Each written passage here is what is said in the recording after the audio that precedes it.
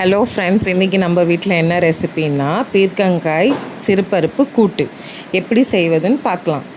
வெங்காயம், பச்சை மிளகா, மஞ்சள்தூள், சால்ட்டு ஆட் பண்ணி நல்லா கலந்து விட்டுக்கலாம்.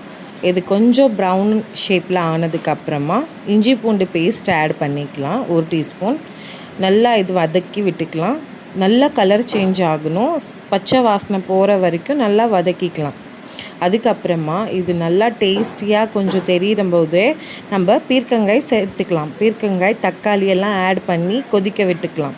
அதுக்கப்புறமா சிறுபருப்பு ஆட் பண்ணிக்கலாம். சிறுபருப்பு ஆட் பண்ணி அது ஊற வச்சுருக்கணும் ஒரு 15 to 20 minutes பிஃபோரே.